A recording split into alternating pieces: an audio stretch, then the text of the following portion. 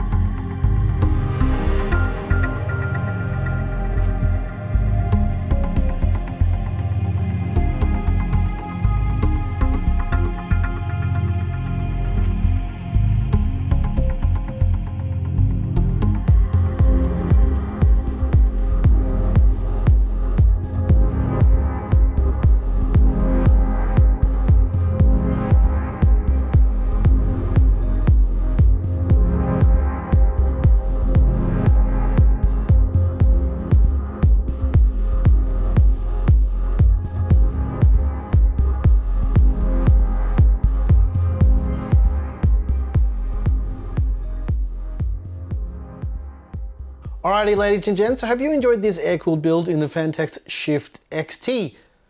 Now, I know what you want to know. You want to know all about the thermals, so let's take a little bit of a look at those. What you're seeing on your screen right now with the Noctua NH-L12S is that for this CPU and this motherboard combination, because of the nature of the heatsinks on the board, it's not a terribly good fit. I had to offset the fan slightly and only use one of the metal clips. Now, this is probably more to do with me being really excited about building with this case and this cooler.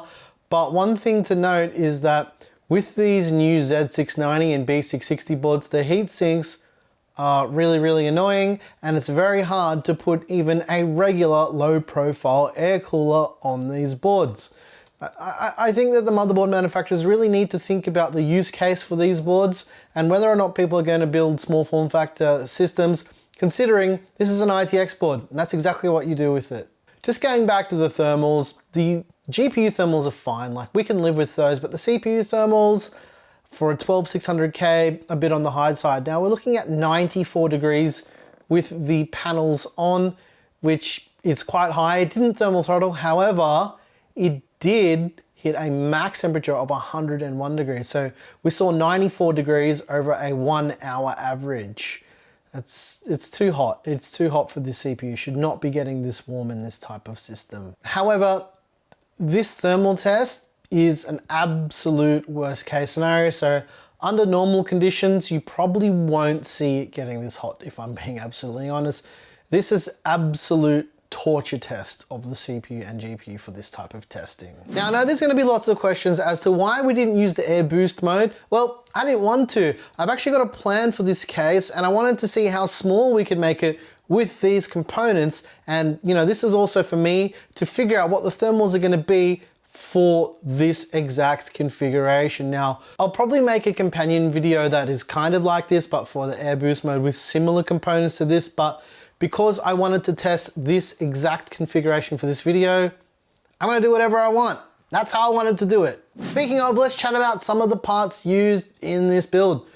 The CPU is the Intel Core i5-12600K. We put the 12600K on the Asus B660i gaming Wi-Fi. To cool the 12600K, I went out and bought this one this morning.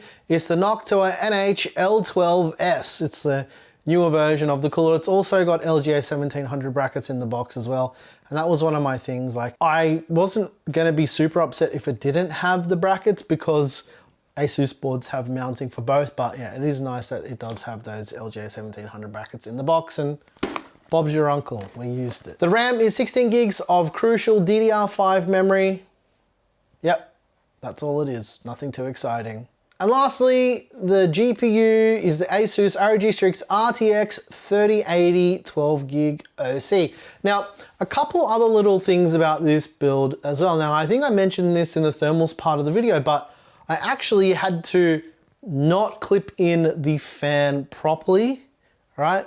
Because of the stupid size of the heat sinks on this board. Now, I tried a whole bunch of different orientations to make this cooler fit properly, and it just doesn't without offsetting the fan like that. Now, I know there's the NH-L12S Ghost Edition with the smaller fan for applications like this with big heat sinks, but it doesn't make sense for me to use that cooler if something as regular as this should just fit anyway. It just doesn't make sense as to why all these board manufacturers are making these heat sinks so massive. It's not necessary. Please sort this out, because I went out and spent $129 on this cooler this morning, rolling the dice knowing it probably wouldn't fit, but I did that because you guys have to know. So I did it for you guys because I know there's certain ways to do certain things, and you know, I know there's also a solution with a different cooler, and I've got other coolers that would have done the job for this build as well.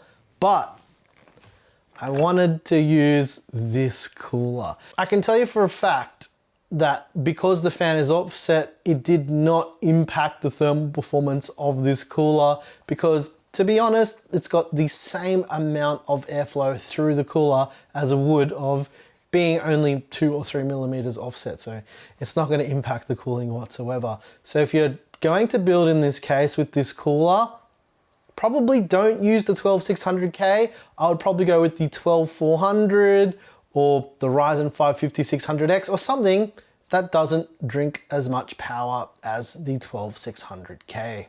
It's a hot CPU. I knew it was going to be hot, but I had to know, right? That's kind of what we do here. If you liked the video, you know what to do. Smash the like button, get subscribed with this little thing that's down here. Ring the bell to get notifications for whenever all of our videos and all that stuff comes out. I don't even know if that even makes sense when I say those things. And for everyone else, look at the graph. Look at the graph right here. See this graph right here? This means a majority of people are not subscribed. And I know you're watching because this graph is telling me that you're watching. So don't be one of the people in that large percent, be one of the good people in the small percent. And then we can make the small one be like the big one, right? That's what she said.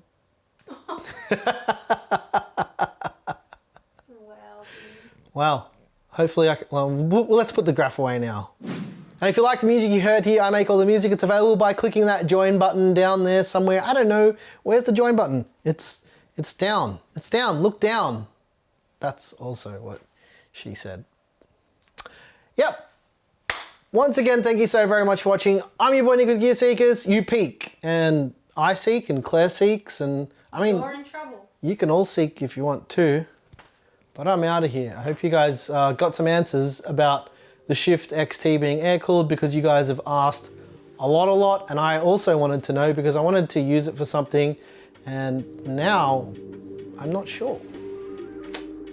Thanks for watching.